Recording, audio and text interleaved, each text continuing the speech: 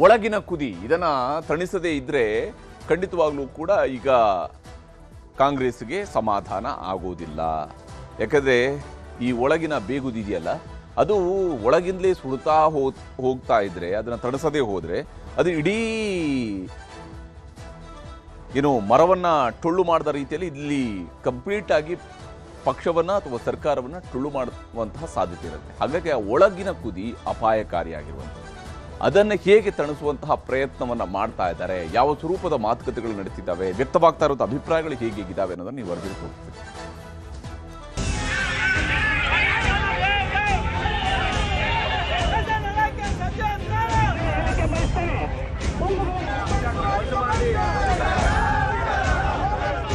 ಯಾರೋ ವ್ಯಕ್ತಿ ಮನೆ ಸೇರ್ಸಕ್ಕೆ ತಮ್ಮನ ಮನೆ ಸೇರ್ಸ ಅತೃಪ್ತ ಆಗ್ತಕ್ಕಂಥದ್ದು ಸಹಜ. ಸುರ್ಜೇವಾಲ ನನಗೇನು ಭೇಟಿಯಾಗಿಲ್ಲ, ಹರಿಪ್ರಸಾದ್ ಅವರು ನಿನ್ನೆ ನನಗೆ ಭೇಟಿಯಾಗಿಲ್ಲ. All of us have to work unitedly. ಸಂಪುಟ ವಿಸ್ತರಣೆ ಎಂಬ ಜೇನುಗೂಡಿಗೆ ಕಲ್ಲು ಹೊಡೆಯುತ್ತಲೇ ಸಿಟ್ಟು, ಆಕ್ರೋಶ, ಬಂಡಾಯ, ಅಸಮಾಧಾನ, ಪ್ರತ್ಯೇಕ ಸಭೆ, ಪ್ರತ್ಯೇಕ ಮಾತು, ಹೀಗೆ ಕೊತ ಕುಲುಮೆಯೊಳಗೆ ಕೈ ಹಾಕಿದ ಪರಿಸ್ಥಿತಿಯಾಗಿದೆ ಕಾಂಗ್ರೆಸ್ನದ್ದು. ಸಂಪುಟ ವಿಸ್ತರಣೆ ಬಳಿಕ ಭುಗಿಲೆದ್ದಿರುವ ಬಂಡಾಯದ ಬೆಂಕಿ ಆರಿಸಲು ಹೈಕಮಾಂಡ್ ನಾಯಕರೇ ಖುದ್ದು ಎಂಟ್ರಿ ಕೊಟ್ಟಿದ್ದಾರೆ. ಖುದ್ದು ಉಸ್ತುವಾರಿ ಸುರ್ಜೇವಾಲಾ, ಮುಖ್ಯಮಂತ್ರಿ ಡಿಕೆ ಶಿವಕುಮಾರ್, ಕೆಪಿಸಿಸಿ ಅಧ್ಯಕ್ಷ ಬಿಕೆ ಹರಿಪ್ರಸಾದ್ ಮನೆ ಮನೆಗಳಿಗೂ ಹೋಗಿ ಶಮನ ಮಾಡೋ ಸರ್ಕಸ್ ಮಾಡುತ್ತಿದ್ದಾರೆ.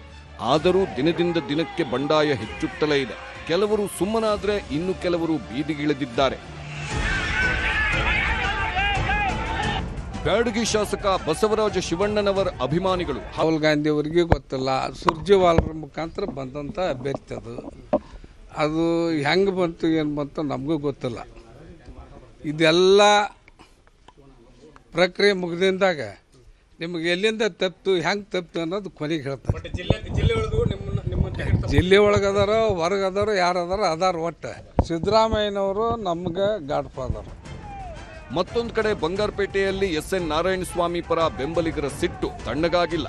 ಬಂಗಾರಪೇಟೆ ಬಂದ್ ಮಾಡಿ ಬೃಹತ್ ಪ್ರತಿಭಟನೆ ನಡೆಸಿದ್ದಾರೆ. ನಂತರ ಅಂಬೇಡ್ಕರ್ ಪುತ್ಥಳಿ ಎದುರು ಕಪ್ಪು ಪಟ್ಟಿ ಧರಿಸಿ ಕಾಂಗ್ರೆಸ್ ಹೈಕಮಾಂಡ್ ವಿರುದ್ಧ ಅಸಮಾಧಾನ ಹೊರಹಾಕಿದ್ರು. ಕೋಲಾರ, ಚಿಕ್ಕಬಳ್ಳಾಪುರ ಜಿಲ್ಲೆಗೆ ಅನ್ಯಾಯ ಎಂದು ದೂರಿದ್ದು ನಾರಾಯಣಸ್ವಾಮಿ ಅವರು ಬೇಸರದಿಂದಲೇ ರಾಜ್ಯ ನಾಯಕತ್ವವನ್ನ ಪ್ರಶ್ನಿಸಿದ್ದಾರೆ. ಇವತ್ತು ನಾವು ಯಾಕೆ ಅವನ್ನ ಅಕ್ಸೆಪ್ಟ್ ಮಾಡಲಿಲ್ಲ? ಯಶವಂತರಾಯಗೌಡರವರು ರಾಜೀನಾಮೆ ಕೊಟ್ಟು 3 ಸಾವಿರ ಯಾಕೆ ಅಕ್ಸೆಪ್ಟ್ ಮಾಡಲಿಲ್ಲ ನೀವು? ಆದರೆ ಯಾವ ಶಾಸಕರು ರಾಜೀನಾಮೆ ಕೊಟ್ಟ ತಕ್ಷಣ ತಗೊಳ್ತಾ ಹೋದರೆ ಇವತ್ತು ಆಯ್ತಪ್ಪ 20 ಜನ ಕೊಡ್ತಾರೆ, ತಗೊಳ್ಳೋಕ್ಕೆ ಸಾಧ್ಯ ಇದೆಯಾ? ಸರ್ಕಾರ ಉಳಿಯುತ್ತಾ? ಅದೆಲ್ಲ ಅವ್ರ ಪಾಪ ಏನೋ ಆ ಉದ್ದೇಶ ಮಾತಾಡ್ತಾ ಗೊತ್ತಿಲ್ಲ. ಆ ಉದ್ದೇಶ ಸರ್ಕಾರಕ್ಕಿಲ್ಲ. ಯಾರೇ ಅತೃಪ್ತ ಆಗ್ತಕ್ಕಂಥದ್ದು ಸಹಜ. ಅವರ ಸಮಾಧಾನ ಮಾಡುವಲ್ಲಿ, ಬಟ್ ಅವರನ್ನು ಯಾವ ರೀತಿ ವಿಶ್ವಾಸ ತಗೋಬೇಕು ಅದನ್ನು ಮುಖ್ಯಮಂತ್ರಿಗಳು ಮಾಡ್ತಾರೆ ಅನ್ನೋ ವಿಶ್ವಾಸ ನನಗಿದೆ. ಬಂಡಾಯದ ಬೆಂಕಿ ಆರಿಸಲು SSH ಸೂತ್ರ, ಮುನಿಸ್ಕೊಂಡವರ ಮನೆಗಳಲ್ಲೇ ಮದ್ದು. ಸಚಿವ ಸಂಪುಟ ವಿಸ್ತರಣೆ ಬಳಿಕ ಎದುರಾಗಿರುವ ಸಂಕಷ್ಟದಿಂದ ಪಾರಾಗಲು ಮಿಡ್ನೈಟ್ ಸಭೆಗಳೂ ನಡೆದಿವೆ. HK ಪಾಟೀಲ್ ಭೇಟಿಯಾದ ಸುರ್ಜೇವಾಲಾ ಸಮಾಧಾನ ಮಾಡುವ ಪ್ರಯತ್ನ ಮಾಡಿದ್ರು. ಆದ್ರೆ ಆ ಸಭೆಯಲ್ಲಿ ಏನಾಯ್ತು ಅನ್ನೋದೇ ಸಸ್ಪೆನ್ಸ್ ಆಗಿದೆ. ಬೆಳಿಗ್ಗೆ HK ಪಾಟೀಲ್ರನ್ನ ದಿನೇಶ್ ಗುಂಡೂರಾವ್ ಭೇಟಿ ಮಾಡಿದ್ರು. ಇಬ್ಬರ ನಡುವಿನ ಚರ್ಚೆ ಕುತೂಹಲ ಕೆರಳಿಸಿದೆ. ಸಂಪುಟ ವಿಸ್ತರಣೆಯನ್ನ ಹೊಸದಾಗಿ ಮಾಡಿದ್ದಾರೆ ಅಂತಿದ್ದಾರೆ. ಆದ್ರೆ ಅದು ಯಾವ ಮಾನದಂಡದಲ್ಲಿ ಮಾಡಿದ್ದಾರೋ ಗೊತ್ತಿಲ್ಲ. ಒಂಥರ ವಿಚಿತ್ರವಾಗಿ ಮಾಡಿದ್ದಾರೆ. ಯಾವತ್ತಿಗೂ ಈ ರೀತಿ ಆಗಿಲ್ಲ ಎಂದು ಸಂಪುಟ ವಿಸ್ತರಣೆ ನಿರ್ಧಾರಕ್ಕೆ ಅಸಮಾಧಾನ ಹೊರಹಾಕಿದ್ದಾರೆ. ನನಗೆ ಗೊತ್ತಿಲ್ಲ, ಸುರ್ಜೇವಾಲ ನನಗೇನು ಭೇಟಿಯಾಗಿಲ್ಲ, ಹರಿಪ್ರಸಾದ್ ಅವರು ನಿನ್ನೆ ನನಗೆ ಭೇಟಿಯಾಗಿದೆ. ನೋಡಿ, ಇದೆಲ್ಲ ಮಕ್ಕಳಾಟ ಅಲ್ಲಪ್ಪ. ಮಂತ್ರಿಮಂಡಲ ಮಾಡೋದು, ಸುಮ್ಮನೆ ತೆಗಿಯೋದು, ಮಾಡೋದು ಅದೆಲ್ಲ ಮಾಡೋಕ್ಕಾಗ್ತದ? ಅದೇನೋ ಒಂದು ಆಯ್ತು ಬಿಡಿ. ಈಗ ಆದ್ಮೇಲೆ ಮತ್ತೆ ಅವ್ರನ್ನ ತೆಗೀರಿ, ಇವ್ರನ್ನ ತೆಗೀರಿ, ಮತ್ತೆ ಇನ್ನೊಂದು ಮಾಡಿ ಅದೆಲ್ಲ ಮಾಡೋಕ್ಕಾಗೋದಿಲ್ಲ. ಅದೆಲ್ಲ ಸಾಧ್ಯನೇ ಇಲ್ಲ. ಅದೆಲ್ಲ ಮಾಡೋಕೆ ಹೋದ್ರೆ ಇನ್ನೂ ದೊಡ್ಡ ಗೊಂದಲ ಸೃಷ್ಟಿ ಆಗ್ತದೆ. ಸೊ ಅದೆಲ್ಲ ಮಾಡ್ತಾರೆ ಅಂತ ಮಾಡಬೇಕು ಅಂತ ನಾನು ಹೇಳೋದಿಲ್ಲ. ಇನ್ನೊಂದು ಕಡೆ ಸಚಿವ ಸ್ಥಾನ ಕೈತಪ್ಪಿದ್ದಕ್ಕೆ ಹೊಸದುರ್ಗ ಶಾಸಕ ಬಿಜಿ ಗೋವಿಂದಪ್ಪ ಬೇಸರಗೊಂಡಿದ್ದಾರೆ. ಹೀಗಾಗಿ ಚಿತ್ರದುರ್ಗದ ಬೆಲಗೂರು ಗ್ರಾಮದಲ್ಲಿರುವ ಗೋವಿಂದಪ್ಪ ಮನೆಗೆ ಸಚಿವ ಟಿ ರಘುಮೂರ್ತಿ ಭೇಟಿ ನೀಡಿ ಮನವೊಲಿಸುವ ಪ್ರಯತ್ನ ಮಾಡಿದ್ರು. ಬಳಿಕ ಮಾತನಾಡಿದ ಗೋವಿಂದಪ್ಪ, ಬಹಳ ವರ್ಷಗಳಿಂದ ಪಕ್ಷ ಕಟ್ಟಿದ್ದೇವೆ, ಪಕ್ಷ ಬಿಡುವುದಕ್ಕೂ ನಮಗೆ ಬರಲ್ಲ ಎಂದ್ರು. ಯಾರೋ ವ್ಯಕ್ತಿ ಮನೆ ಸೇರ್ಸಕ್ಕೆ ತಮ್ಮನ ಮನೆ ಸೇರ್ಸಿದ್ರು. 40 ವರ್ಷ ಕಾಂಗ್ರೆಸ್ ಪಕ್ಷಕ್ಕೆ ಮತ ಹಾಕಿ ಕಾಂಗ್ರೆಸ್ ಪಕ್ಷ ಕಟ್ಟಿದ್ರು, ಮನೆ ಸೇರ್ಕೊಂಡ್ರು. ಹೊಸದಾಗಿ ಶಾಲೆಗೆ ಸೇರ್ಪಡೆ ಆದ ಹುಡುಗರಿಗೆ ದೂರಕ್ಕೆ ಮಾಡಿಸ್ಬಿಟ್ಟು ಅವ್ರಿಗೆ ಮಂತ್ರಿ ಸ್ಥಾನ ಕೊಟ್ಟರು. ಈ ಪರಿಸ್ಥಿತಿ ಆಗಿದೆ. ಇಂಥ ಸಂದರ್ಭದಲ್ಲಿ ನಾವು ಕಾಂಗ್ರೆಸ್ ಪಕ್ಷ ಭಾಳ ವರ್ಷಗಳಿಂದ ಕಟ್ಟಿಗೆ ಬಂದಿದ್ದೀವಿ. ಈಗ ಅವ್ರ ಪಕ್ಷದಾಗ ನಮಗೇನು ಕೊಡಲಿಲ್ಲ ಅಂತೇಳಿ ಬೇಜಾರು ಮಾಡಿ ಕೇಳೋಕ್ಕೂ ಬರೋಲ್ಲ, ಪಕ್ಷ ಬಿಡೋಕ್ಕೂ ಬರೋಲ್ಲ. ಇನ್ನು ಕೊಪ್ಪಳಕ್ಕೆ ಬಂದ ಬಸವರಾಜ ರಾಯರೆಡ್ಡಿ ಸ್ವಾಗತಕ್ಕೆ ಜಿಲ್ಲಾ ಕಾಂಗ್ರೆಸ್ನ ಯಾರೂ ಬರದೆ ಅಸಮಾಧಾನ ಬೀದಿಗೆ ಬಿದ್ದಿತ್ತು. ರಾಘವೇಂದ್ರ ಹಿಟ್ನಾಳ್ಗೆ ಮಂತ್ರಿಗಿರಿ ಮಿಸ್ ಆಗಿದ್ದಕ್ಕೆ ಬೇಸರ ಹೊರಹಾಕಿದ್ದರು. ಅವ್ರೇನು ಸಿದ್ದರಾಮಯ್ಯನವರು ಎಂದೂ ಕೆಟ್ಟದ್ದು ಮಾಡಿಲ್ಲ. ಯಾರಿಗೆ ನನಗೆ ಗೊತ್ತಿರುವ ಹಾಗೆ ರಾಘವೇಂದ್ರ ಹಿಟ್ನಾಳ್ಗೆ ಅವರು ಸಿದ್ದರಾಮಯ್ಯನ ಬಗ್ಗೆ ಅವರು ಕೆಟ್ಟದಾಗಿ ಏನೂ ಮಾತಾಡಿಲ್ಲ.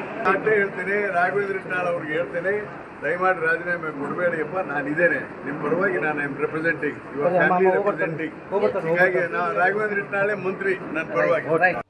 ಮತ್ತೊಂದು ಕಡೆ ಮುಧೋಳ ನಗರದಲ್ಲಿರುವ ಮಾಜಿ ಸಚಿವ ಆರ್.ಬಿ. ತಿಮ್ಮಾಪುರ ಮನೆಗೆ ನೂತನ ಸಚಿವ ವಿಜಯಾನಂದ ಕಾಶಪ್ಪನವರು ಭೇಟಿ ಕೊಟ್ಟಿದ್ದರು. ತಿಮ್ಮಾಪುರ ನಂಜಯ್ಯನ ಮಠ ಆಡಿಯೋ ವೈರಲ್ ಆದ ಬೆನ್ನಲ್ಲೇ ಈ ಭೇಟಿ ಮಹತ್ವ ಪಡೆದುಕೊಂಡಿತ್ತು. ತಿಮ್ಮಾಪುರ ಜೊತೆ ಕುಳಿತು ಕೆಲ ಹೊತ್ತು ಚರ್ಚೆ ನಡೆಸಿದ ಕಾಶಪ್ಪನವರು ಮಾಜಿ ಸಚಿವರನ್ನ ಹಾಡಿ ಹೊಗಳಿದ್ರು. ನೋಡಿ, ನಮ್ಮ ಜಿಲ್ಲೆಯ ಒಬ್ಬ ಹಿರಿಯ ನಾಯಕರು, ಮಾಜಿ ಸಚಿವರು, ಇವತ್ತು ಅವರಿಗೆ ಒಂದು ಸೌಜನ್ಯ ರೀತಿಯಲ್ಲಿ ನಾನು ಹೋಗಿ ಭೇಟಿಯಾಗಿ ಅವರಿಗೆ ಈ ರೀತಿ ಬರ ಪರಿಶೀಲನೆಯನ್ನು ಮಾಡ್ತಾ ಇದ್ದೀನಿ. ನಿಮ್ಮ ತಾಲೂಕಲ್ಲಿ ಲೋಕಾಪುರಲ್ಲಿ ಕೂಡ ಆಗಿದೆ. ಅವ್ರಿಗೆ ಭೇಟಿಯಾಗಿ ಆ ವಿಚಾರಗಳನ್ನು ತಿಳಿಸಿ, ಅವರಿಗೆ ಒಂದು ವಿಚಾರವನ್ನು ತಿಳಿಸಿ, ಅವರಿಗೆ ತಮ್ಮ ಮಾರ್ಗದರ್ಶನ ಸಲಹೆ ನಮ್ಮ ಮೇಲೆ, ನಮ್ಮ ಜೊತೆಗೆ ಇರಲಿ ಅಂತ ನಮ್ಮ ಮಾತನ್ನು ಹೇಳಿ ಬಂದಿದ್ದೀವಿ. ಈ ಎಲ್ಲ ಬೆಳವಣಿಗೆಗಳ ಮಧ್ಯೆಯೇ ವಿಧಾನಸೌಧದಲ್ಲೊಂದು ಅಚ್ಚರಿ ಸೃಷ್ಟಿಯಾಗಿದೆ. ವಿಧಾನಸಭೆ ಅಧ್ಯಕ್ಷರ ಹುದ್ದೆಯಲ್ಲಿ ಈ ಅಚ್ಚರಿ ನಡೆದಿದೆ. ಹಂಗಾಮಿ ಸ್ಪೀಕರ್ ಆಗಿ ಪ್ರಮಾಣ ವಚನ ಸ್ವೀಕರಿಸದಿದ್ದರೂ ಸ್ಪೀಕರ್ ಕಚೇರಿಗೆ ನಾಮಫಲಕ ಅಳವಡಿಸಲಾಗಿದೆ. ಹಂಗಾಮಿ ಸ್ಪೀಕರ್ ಟಿ.ಬಿ. ಜಯಚಂದ್ರ ಎಂದು ರಾಜ್ಯಪಾಲರೇನೋ ನೇಮಕ ಮಾಡಿದ್ದಾರೆ. ವಿಧಾನಸೌಧದ ಮೊದಲನೇ ಮಹಡಿಯಲ್ಲಿರುವ ಸ್ಪೀಕರ್ ಕೊಠಡಿ ಬಳಿ ಕರ್ನಾಟಕ ವಿಧಾನಸಭೆ ಅಧ್ಯಕ್ಷ ಎಂಬ ನಾಮಫಲಕ ರಾರಾಜಿಸುತ್ತಿದೆ. ಆದರೆ ಹಂಗಾಮಿ ಸ್ಪೀಕರ್ ಹುದ್ದೆಯನ್ನ ಒಪ್ಪದಿರುವ ಹಿರಿಯ ಶಾಸಕ ಟಿ.ಬಿ. ಜಯಚಂದ್ರ ಮೇಲೆ ತರಾತುರಿಯಲ್ಲೇ ನಾಮಫಲಕ ಹಾಕಿ ಒತ್ತಡ ಹೇರುವ ಕೆಲಸಗಳೂ ಆಗಿವೆ. ಇನ್ನು ಮುನಿಸಿಕೊಂಡಿದ್ದ ಕೆಲ ನಾಯಕರು ಇದೀಗ ಮೌನಕ್ಕೆ ಶರಣಾಗಿದ್ದಾರೆ. ಟೀಕೆ, ಒತ್ತಡ, ಬಂಡಾಯದಿಂದ ದೂರ ಸರಿದು ಪಕ್ಷದ ಜೊತೆ ಹೋಗುವ ನಿರ್ಧಾರ ಮಾಡಿದ್ದಾರೆ. ಮಂತ್ರಿ ಕೊಟ್ಟಿಲ್ಲ ಅಂತಕ್ಕಂಥ ಭಾವನೆ ಇರಲಿಲ್ಲ ನನಗೆ. ಆದರೆ ಅವರು ನನಗೇನು ಮಾತು ಕೊಟ್ಟು ಕೊನೆ ಹಂತದವರೆಗೆ ಮಾಡಿ ಲಾಸ್ಟಕ್ಕೇನು ಡ್ರಾಪ್ ಮಾಡಿದರು, ಅದು ನನಗೆ ಹರ್ಟಾಗಿ ನಾನು ಅವತ್ತು 3ನೇ ತಾರೀಕಿನ ದಿವಸ ರಾಜೀನಾಮೆ ಪತ್ರವನ್ನು ಸಲ್ಲಿಸಿದೆ. ಇದಕ್ಕೆ ಮೂಲ ಮಾಲೀಕರು ಯಾರು ಅಂದರೆ ನನ್ನ ಕ್ಷೇತ್ರದ ಜನ. ನಾನು ಕೊನೆಗೆ ನನ್ನ ಒಬ್ಬನ ವಿಚಾರಕ್ಕೆ ಇಷ್ಟೆಲ್ಲ ಜನರಿಗೆ ಮನಸ್ಸು ನೋಯಿಸೋದು ಬೇಡಪ್ಪ ಅಂತಕ್ಕಂಥ ವಿಚಾರ ಇಟ್ಕೊಂಡು ಕೊನೆಗೆ ನನ್ನ ಡಿಸಿಷನನ್ನು ವಿಡ್ರಾಲ್ ಮಾಡಿಕೊಂಡು ಆಗಿನ ಸಂದರ್ಭದಲ್ಲಿ ಮತ್ತೆ ಕರ್ನಾಟಕದ ಉಸ್ತುವಾರಿಯಾಗಿರ್ತಕ್ಕಂಥ ಸುರ್ಜೇವಾಲಾ ಅವರು, ಮಾನ್ಯ ಮುಖ್ಯಮಂತ್ರಿಗಳು, ಇನ್ನು ಅನೇಕ ಜನ ನಾಯಕರುಗಳು ಮಾತಾಡಿದರು. ನಿಮಗೂ ಗೊತ್ತದ, ಜನರಿಗೂ ಗೊತ್ತದ, ಇದೇನು ಹೊಸದೇನಲ್ಲ. ಅದು ಈ ಸಲ ಮಂತ್ರಿಮಂಡಲ ರಚನೆ ಆಗೋ ಸಂಬಂಧ ಕೇಳ್ದಲ್ಲದು, ನಿಮಗೆ ನಿರಂತರ ಗೊತ್ತದ. ಎಷ್ಟು ವರ್ಷಗಳಿಂದ ಮಂತ್ರಿಮಂಡಲ ಬಗ್ಗೆ ಚರ್ಚೆಗಳಾಗಿದೆ ಅನ್ನೋದು ನೀವು ಭಾಳ ಸಲ ನಾನು ಕೇಳಿರಿ, ನಾನು ಭಾಳ ಸಲ ಹೇಳಿ ನಿಮಗೆ. ಏನು ನಿರಾಶೆನೂ ಇಲ್ಲ, ಹತಾಶೆನೂ ಇಲ್ಲ. ಅದೇನು ಫಂಡಮೆಂಟಲ್ ರೈಟು ಅಲ್ಲ. ಪ್ರತಿ MLAಗೆ ಮಂತ್ರಿಗಿರಿ ಕೊಡಬೇಕಂಥೇಳಿ ಅದೇನು ಮೂಲಭೂತ ಹಕ್ಕು ಅಲ್ಲ. ಯಾವುದೇ ಇಂಥ ನಿಗಮ ಮಂಡಳಿಗೆ ಆಸೆ ಪಟ್ಟವನಲ್ಲ. ಸಿದ್ದರಾಮಯ್ಯ ಒತ್ತಾಯ ಮಾಡಿ ನನಗೆ ಯೋಜನಾ ಆಯೋಗದ ಉಪಾಧ್ಯಕ್ಷ ಮಾಡಿದರು. ಅದನ್ನು ಭಾಳ ಸಮರ್ಥವಾಗಿ ನಿಭಾಯಿಸಿದ್ದೇನೆ. ಇನ್ನು ಮುಂದೆ ಯಾವುದೂ ತಗೊಳ್ಳಲ್ಲ. ಮಾನ್ಯ ಸಿದ್ದರಾಮಯ್ಯನವರು ಅವರು ಇವತ್ತು ಮುಖ್ಯಮಂತ್ರಿಗಳ ಸ್ಥಾನವನ್ನು ತ್ಯಜಿಸಿರುವಂಥ ಸಿದ್ದರಾಮಯ್ಯನವರು ಖಂಡಿತವಾಗಿ ನನ್ನ ಹೆಸರು ಹೇಳಿದರು. ಅದರಿಂದ ನನಗೇನು ಅಂಥ ಸಂಶಯ ಏನಿಲ್ಲ.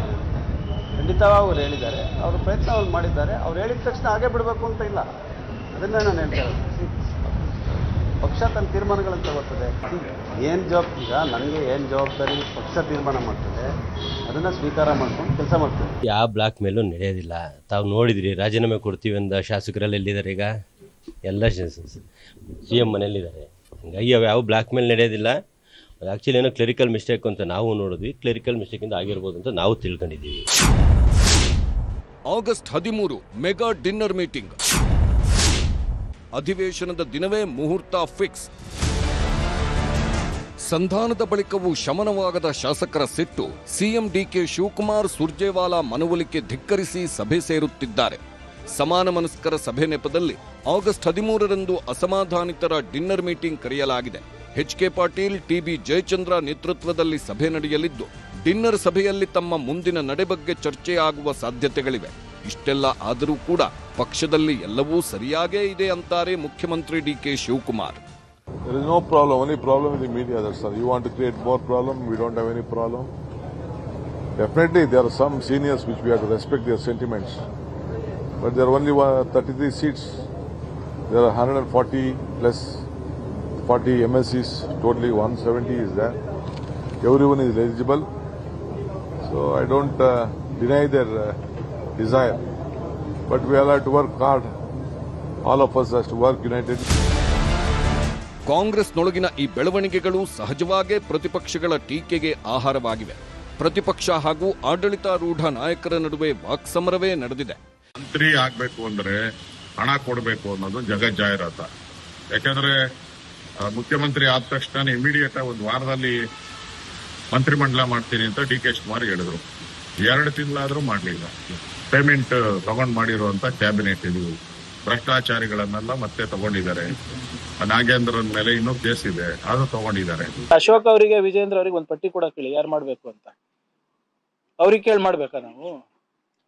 ಅವರಿಗೆ ಕೊಟ್ಬಿಡಿ, ಅವರೇ ಒಂದು ಪಟ್ಟಿ ಮಾಡಿ ಕ್ಯಾಬಿನೆಟ್ ಯಾರಾಗಬೇಕು, ಕೌನ್ಸಿಲ್ ಮೆಂಬರ್ ಯಾರು, ಚೇರ್ಮನ್ ಯಾರಾಗಬೇಕು, ನಮ್ದು CLP ಫ್ಲೋರ್ ಲೀಡರ್ ಯಾರಾಗಬೇಕು, ನಮ್ಮ ಪದಾಧಿಕಾರಿಗಳು ಯಾರಾಗಬೇಕು ಅವರೇ ಕೊಟ್ಬಿಡ್ಲಿ. ಇವ್ರ ಬಗ್ಗೆ ಭ್ರಷ್ಟಾಚಾರ ರಹಿತ ಆಡಳಿತನ ಅಂತ ಹೇಳಿಕೆನ ಕೂಡ ನಡೀತಾ ಇದ್ದಾರೆ. ನಾಗೇಂದ್ರ ಅವರು ಯಾಕೆ ಹೊತ್ತು ಸಚಿವ ಸಂಪುಟಕ್ಕೆ ಸೇರಿಸ್ಕೊಂಡಿದ್ದಾರೆ ಅಂತ ಹೇಳಿದ್ರೆ ಕಾಂಗ್ರೆಸ್ ಹೈಕಮಾಂಡ್ಗೆ ನೇರವಾಗಿ ಎದುರಿಸಿದ್ದಾರೆ ಅವರು.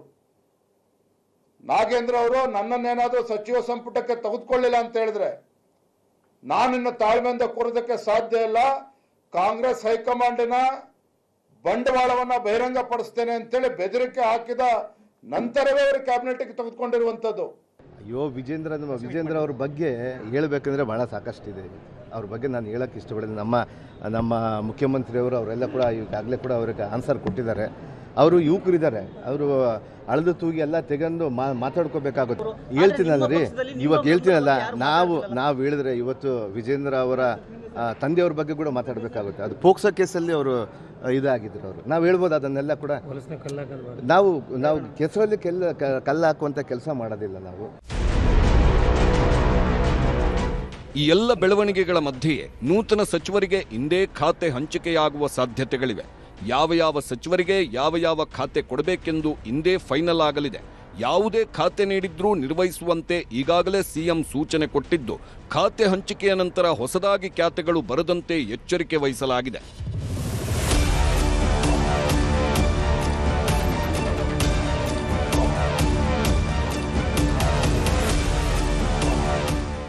Bureau report, news 18.